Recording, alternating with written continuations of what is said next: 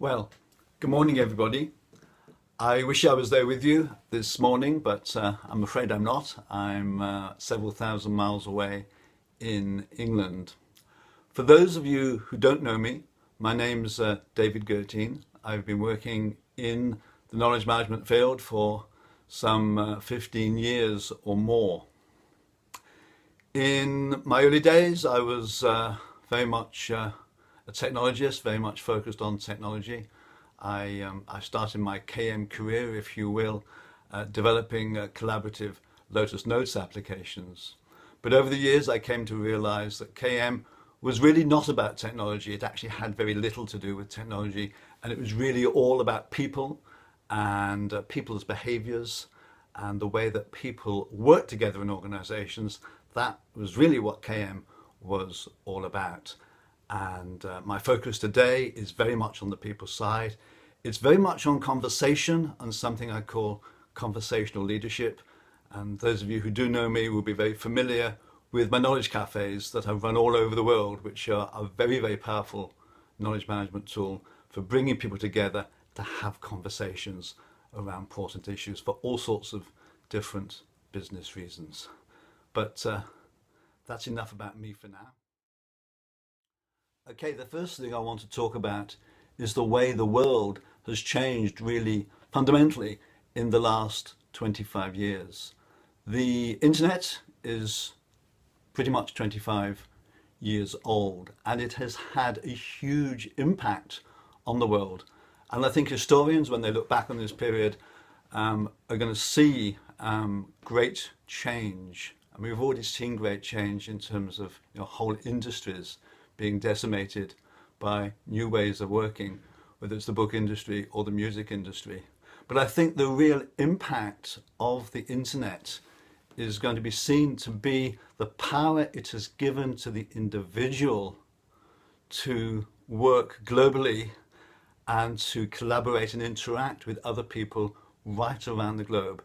This is really the true power of the web. I have a community of over 21,000 people. I publish a newsletter each month. I've been doing that for the last 12 years. I run my knowledge cafes pretty much in every country around the world. That was impossible to do even 20 years ago, maybe even 10 years ago. It only became possible. So there's going to be a huge impact, I think, on the world and the way that we work because of this connectivity that we now have. One of the issues with it is that it makes the world a much, much more complex place. And we're still, I think we're still struggling with it. We're still struggling to understand it, and we're still struggling to understand what it can do, and often what the consequences are. Some of them are good, some of them are unintended and not so good. And so for many of us, it's a voyage of exploration. We need to explore. We need to try things, we need to experiment, we need to figure out what works in this new sort of hyper-connected world. Okay, let me talk a little bit about information and knowledge. Knowledge pretty much is the stuff that is stored in our heads, while information is encoded knowledge. When we take the knowledge in our heads and we write it down, when we store it in a database, it becomes information. Information is, in many ways, dead. It's static, it doesn't change. Where knowledge is very much dynamic, it's something in our head that is changing, on a minute by minute, hour by hour, sort of daily basis. Now, information management is about managing that stuff in databases. It's fundamentally about IT. And often people call a lot of that stuff knowledge management. In reality, it isn't. It's information management.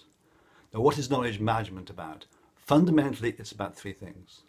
First of all, it's about better understanding the world. It's about making sense of the world, making sense of that information, making sense of that raw data, making sense of that stuff. That's fundamentally what knowledge management is about. Secondly, it's about improved decision making. It's about making better decisions. If you can better understand things, if you can make better sense of things, you're in a much stronger position to make better decisions. And thirdly, and critically, it's about innovation. And I'm not just talking about innovation in terms of products and services. I'm talking about innovation in the way that we do things, in the way that we work, in the way that we organize our work. I think that is where KM has got the most potential and where it's likely to have the most impact. Now, if you think about it, those three things, making sense of the world, better decision making, and innovation, computers, technology do not do those things. It's only human beings who do those things, and we do it here. And that's not going to change, I don't think, in our lifetime. So just a few words about the distinction between information and knowledge.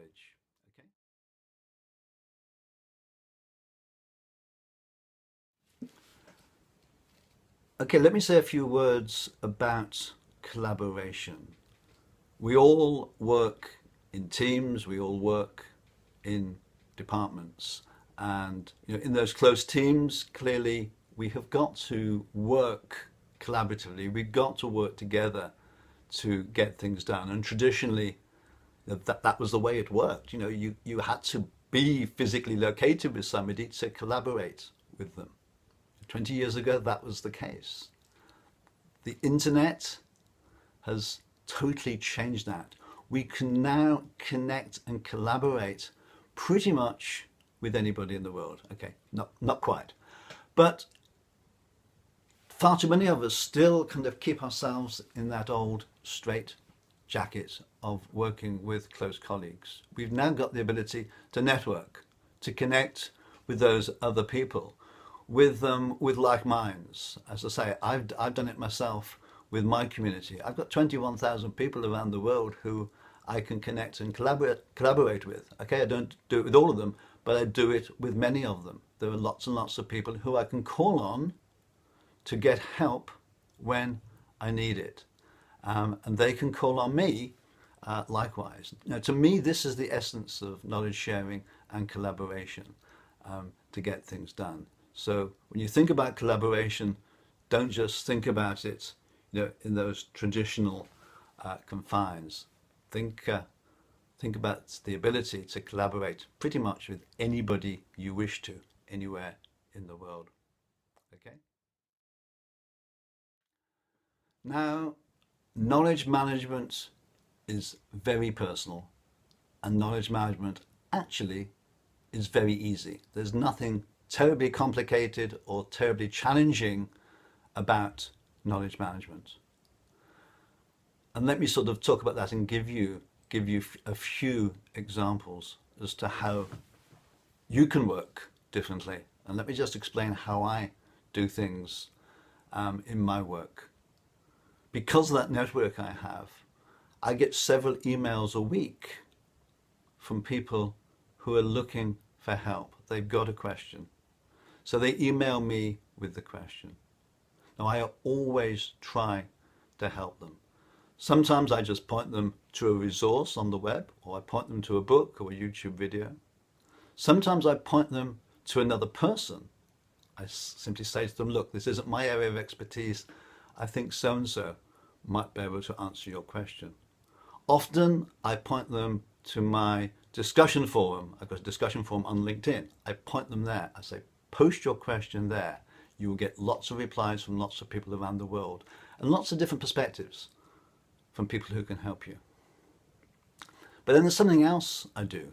If they ask me a question where maybe it's something that's very personal to me, maybe it's something I'm a little bit passionate about, something I've got some ideas about, maybe I don't think that some of the answers out there on the web are the right ones, then I will take the time to actually write something down and reply to them by email, sometimes at quite length. When I do that, I store that little email away in a database. I keep all my emails and I can search them over the last 15 years. A week later, a month later, a year later, somebody asked me the same question. Now I can pull out that reply and I look at it and I decide that things have moved on, my view has changed a little, and maybe I didn't express it terribly well. And so I update it, again, maybe extensively, and reply to them. And if that happens, say, 2 or 3 or more times, I've now got quite a substantial little email sitting on my hard disk. And this is where I decide to either post it on the discussion forum, or to post it on my blog, or to include it in my newsletter. Now I feel that it makes sense to share it more broadly with people. Sometimes I'll even turn it into an article that gets published into a magazine. Now that's very, very easy to do. It doesn't take a huge amount of my time, and I tend to do it with the things that I'm personally interested in. So it's not a chore, it's a passion. It's something that I enjoy and I love doing. And I learn in doing it. When people ask me a question that I can't answer, or my answer seems rather vague, then that's what I love. Because now in actually answering it, I get to learn. Maybe I've got to do some research to reply. So here's a very, very simple way you can become more of a knowledge sharer. Let me talk a little bit about innovation. People often think that innovation is for the innovation department, that it's not their job. To my mind, innovation is everybody's business, and it hasn't got to be some mega new product or service. Innovation for me, often other little things that we do differently on a day-to-day basis. And it's not so difficult. One of the most important things about innovation is to get new ideas, or to get out of entrained ways of thinking. And the way you do that fundamentally is through conversation. It's about meeting other people and having conversations with them. And often it's about serendipity. Often you get your real insights and you start to do things differently by accident. It's not something that you planned. Somebody says something in a conversation and that little light bulb goes on, that little aha, and you go away and do something differently. It happened to me very recently. I had a meeting in London with actually 2 good friends, and we were talking about my Knowledge Cafe. And they both agreed that I needed to capture things from my cafe. And my cafe is fundamentally about conversation. I don't normally try to capture things because it tends to get in the way of the conversation and destroy the dynamics of the conversation. And they said, David, you need to capture something, even if it's just an artifact, even if it's just something that records that the cafe took place and the sorts of things that were discussed. Now, I'd known that for a long time and not done anything about it. But because they kind of beat me up about it a little, I went away and I said, I have got to do something about it. And since then, I've implemented a little system for actually capturing the outcomes, the actionable insights from my Knowledge Cafe via SMS messages from people's mobile phones. It helps having a Lotus Notes development background to do that. But for me, that was an example of a little piece of innovation on my part that was actually prompted by other people. That wouldn't have happened if I hadn't had that conversation. So one of the things you need to do and to think about is how you connect yourself to other people, how you have more conversations, and how you help other people to connect. I won't talk about it now, but Google something called randomized coffee trials. Randomized coffee trials. It's a wonderful little concept for connecting people at random to have coffee. And of course, all sorts of wonderful things can come out of the conversations that come from that. Okay? Okay, a little bit more about knowledge management. Knowledge management in many ways isn't a discipline in itself. It's cross-discipline. Knowledge management affects everything. But one of the things I often say about KM, I tell people don't do knowledge management. That knowledge sharing and all the KM tools and techniques shouldn't be done for their own sake. You start with the business issue, if you will. You start with what you're trying to achieve, and you use KM tools and techniques to actually help you achieve those ends. Now, what happens, because this is about knowledge, because it touches everything, it means that whatever you do, it impacts pretty much on everything in the organization. So when you're thinking about doing KM, keep that in mind. It's really important that you start slowly, that you do things carefully, that you maybe take a more sort of experimental approach. You know, the idea of grand visions and grand strategies and grand plans and grand rollouts are a thing of the past. Start with where you are today. You need a vision as to where you're heading, but say, you know, okay, that's where I'm heading. What's the one small step I can take today to move me forward? Take that step, learn from that step,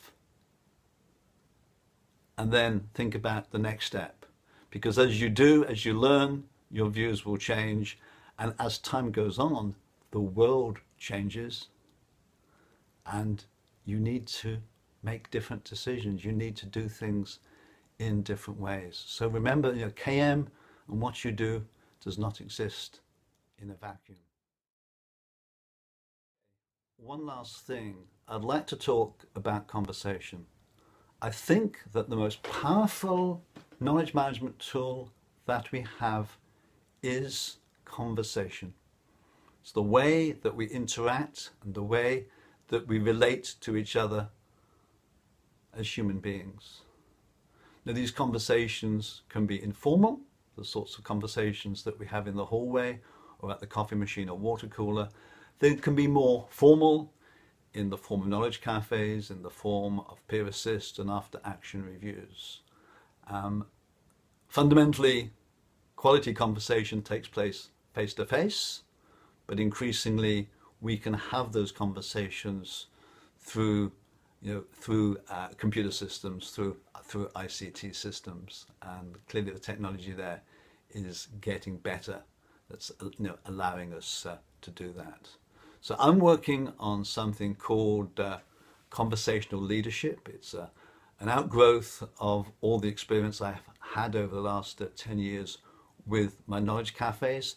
And conversational leadership is the way that we as individuals approach our work and approach other people, that we take a more conversational approach to things rather than the more command and control, more formal and structured way of things.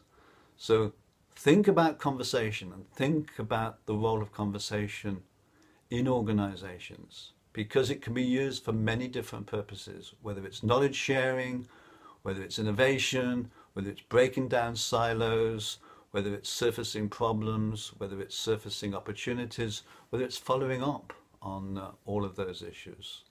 As I say, I think conversation is our most powerful learning tool. It's our most powerful knowledge management tool. But let me stop there. I think you're going to have some conversation of your own now for a few minutes, and then I'm going to come online and take some questions, and hopefully we can have some more conversation. Okay? Thank you very much.